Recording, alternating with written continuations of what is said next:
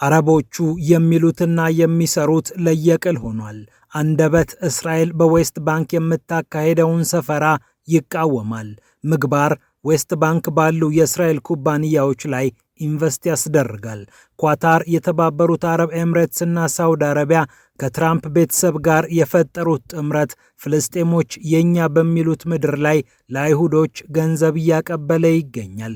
ይህንን ፈንድ ከአሜሪካ እስከ ገልፍ አልፎም እስከ አይሁዶቹ ጓዳ የሚያቀባብለው ደግሞ ጃሬድ ኩሽነር ነው። ይህ ስም ለብዙዎች አዲስ ያልሆነ ስም ነው። የአሜሪካው ፕሬዝዳንት ዶናልድ ትራምፕ ሴት ልጅ የኢቫንካ ትራምፕ ባለቤት መሆኑን ዓለም በሚገባ ያውቃል።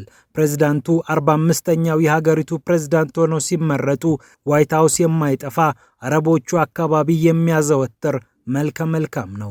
ከ2017 እስከ 2021 ድረስ የፕሬዝዳንቱ አማካሪ በመሆን ሰርቷል። ቤተሰብን ከፖለቲካ ፖለቲካን ከቢዝነስ በመቀየጡ የሚታማው ጃሬድ ኩሽነር እስራኤል በአረቦች እቅፍ ተወድቅ ዘንድ ያልረገጠበት መሬት የለም። ትራምፕ በሁለተኛው ዙር የፕሬዝዳንትነት ዘመናቸው ሲመጡ ፖለቲካቸውን ከቤተሰባዊነት ስሜት ማላቀቅ በመፈለጋቸው ከስልጣን ዘወር ቢልም ንግዱን ግን አፋፍሞ ቀጥሎበታል። ይህ ሰው አፊኒቲ ፓርትነርስ የተሰኘ ግዙፍ የኢንቨስትመንት ተቋም ይመራል። ይሁንና ይህ የኢንቨስትመንት ተቋሙ አሁን ብርቱ ጥያቄዎች እየተነሱበት ይገኛሉ። የተባበሩት መንግስታት ሳይቀር በዌስት ባንክ የሚደረጉ ህገወጥ ሰፈራዎች ላይ እጁን አስገብቷል ሲል ከሶታል። የመንግስታቱ ድርጅት ከፍተኛ የሰብአዊ መብቶች ኮሚሽን ይፋ እንዳደረገው አፊኒቲ በዌስት ባንክ ሳይገደብ ምስራቅ ኢየሩሳሌም እና ጎላን ተራሮች ላይ ለሚካሄድ የአይሁዶች እንቅስቃሴ የእጅ አዙር ድጋፍ እያደረገ ነው። እንደ አውሮፓውያን አቆጣጠር በ1967 የተደረገው የአረብ እስራኤል ጦርነት ለአይሁዶቹ ወሳኝ መሬቶችን እንካችሁ ብሎ ያቀረበ መሆኑ አይዘነጋም። እስራኤል በጥንቱ ዘመን የኛ ነበሩ ብትልም እነዚህን ስፍራዎች የተባበሩት መንግስታት ግን ቦታዎቹን በጉልበት ወሰድሽ ይላታል። ከሶሪያ የተነጠቀውን ጎላንን ጨምሮ ዌስት ባንክም በጉልበት የተነጠቁ ስፍራዎች መሆናቸውን፣ ምስራቅ ኢየሩሳሌምም ለፍልስጤም እንደሚገባ ስምምነት ቢኖርም ቴልአቪቭ ግን እንጃ ካለች ቆየች። እናም እነዚህ አካባቢዎች ላይ አይሁዶች ሰፈሩ ማለት በሌላ አነጋገር ህገወጥ ሰፈራ ተካሄደ ማለት ነው። የጃሬድ ኩሽነሩ አፊኒቲ ፓርትነርስ የተወቀሰውም ለዚህ ነው። ታዲያ አፊኒቲ የፍልስጤሞች ምድር ላይ ኢንቨስት እያደረገ ያለው በቀጥታ አይደለም። ኩባንያው የተለያዩ ሀብቶችን አሰባስቦ ፎኒክስ የተባለ ድርጅት ላይ ገንዘቡን አፍስሷል። ገንዘቡን ያገኘው ደግሞ በዋናነት ከአረቦቹ ባለጸጎች ነው። በጥር ወር ላይ አፊኒቲ በፎኒክስ የያዘው ድርሻ 10 በመቶ ሲደርስም የገልፎቹ ኪስ በሚገባ ተዳብሷል። የጃሬድ ኩሽነር ተቋም በኳታር ኢንቨስትመንት ፈንድ እና አቡዳቢ ከሚገኘው ተመሳሳይ ፈንድ ጋር ገንዘቡን ሸክፎ ነው የአይሁዶቹ ኩባንያ ላይ ሀብቱን የተፋው። ፎኒክስ ኩባንያ መሰረቱን እስራኤል ያደረገ ኩባንያ ሲሆን በባንክና በተለያዩ የፋይናንስ ዘርፎች ላይ ተሰማርቷል። የንብረት አስተዳደርና ሌሎች ዘርፈ ብዙ ስራዎችም ላይ እጁ አለበት።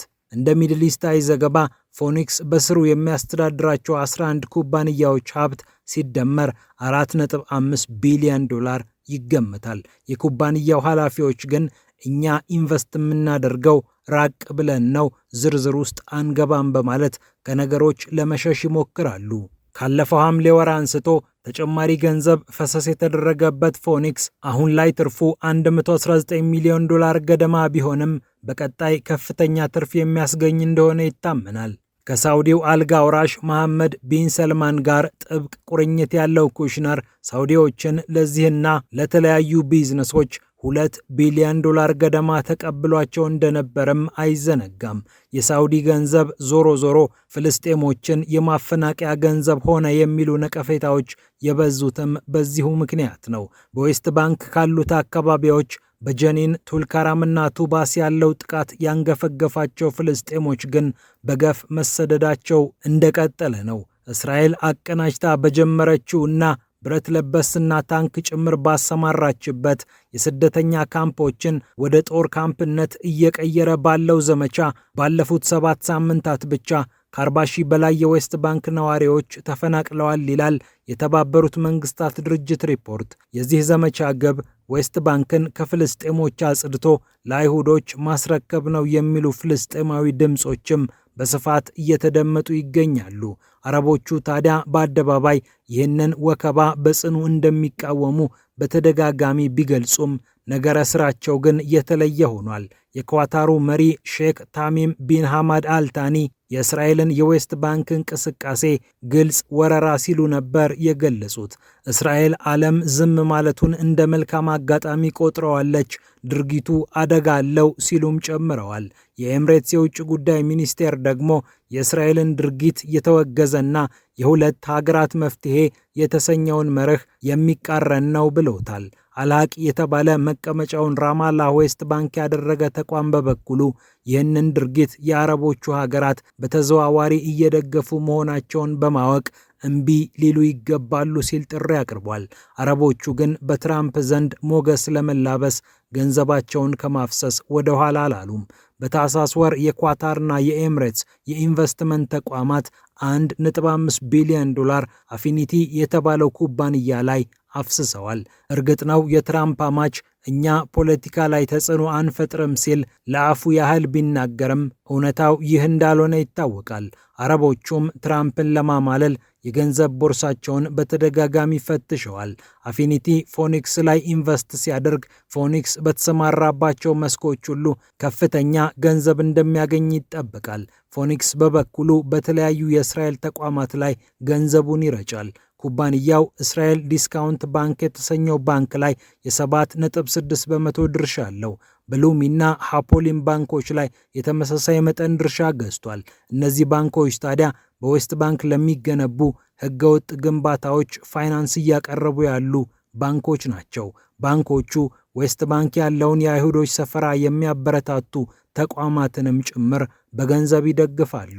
የሰፈራ ደጋፊዎችንም በዌስት ባንክ ምስራቅ ኢየሩሳሌምና ጎላን ተራሮች አንቀሳቅሰው ለቅስቀሳ የሚያወጡትንም ገንዘብ ሸፍነው ያቀማጥሏቸዋል። የጃሬድ ኩሽነር አፊኒቲ ኢንቨስት ያደረገበት ፎኒክስ በተለያዩ የግንባታ ተቋራጮች ላይም ሀብቱን አፈሷል። 6 በመቶ ድርሻ የገዛበት ኤሌክትራ ኩባንያ በምስራቅ ኢየሩሳሌም የቀላል ባቡር ግንባታ ላይ እየተሳተፈ ይገኛል።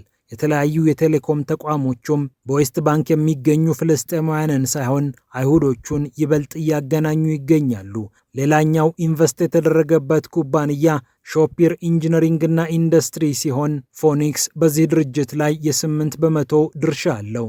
የዌስት ባንክን የጋዝና የነዳጅ ማደያዎች የተቆጣጠረው ፓዝ ኦይል የትራምፕ ቤተሰብን በተዘዋዋሪ ያስተናገደ ሌላኛው ድርጅት ነው። ፎኒክስ እዚህኛው ድርጅት ላይ የ6 በመቶ ድርሻ አለው።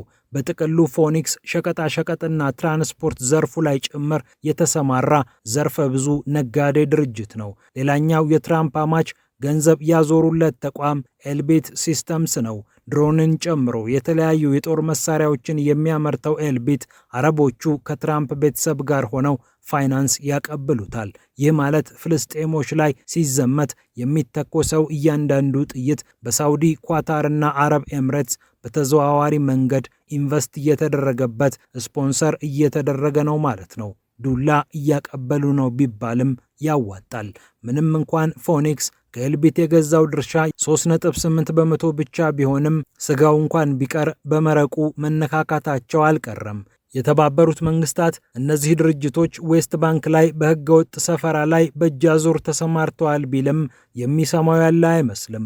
እስራኤል ከበርካታ ሀገራት ጋር መደበኛ ግንኙነት እንዲኖራት ያስቻለውን የአብርሃም ስምምነት ያፈራረሙት ትራምፕ ለዚህ ፍጹም ግድ የላቸውም። ይልቁኑ ሳውዲም ለእስራኤል እውቅና እንድትሰጥ ግፊት ማድረጋቸው አይቀርም። ኢየሩሳሌም የእስራኤል ዋና ከተማ ነች ብለው አውጀው ኤምባሲያቸውን ያዞሩት ዶናልድ ትራምፕ እንኳን በንግዳቸው ተመትቶባቸው እንዲሁም የእስራኤል ነገር አይሆንላቸውም። ከጋዛ እስከ ዌስት ባንክ ማረፊያ ያጣው የፍልስጤም ህዝብ ግን ጦርነትን ሽሽት እዚህም እዚያም እየተሰደደ ይገኛል። የአይሁድ ሰፋሪዎችም ከአሜሪካና አረቦች የሚመጣውን ኢንቨስትመንት እያጣጣሙት ይገኛሉ።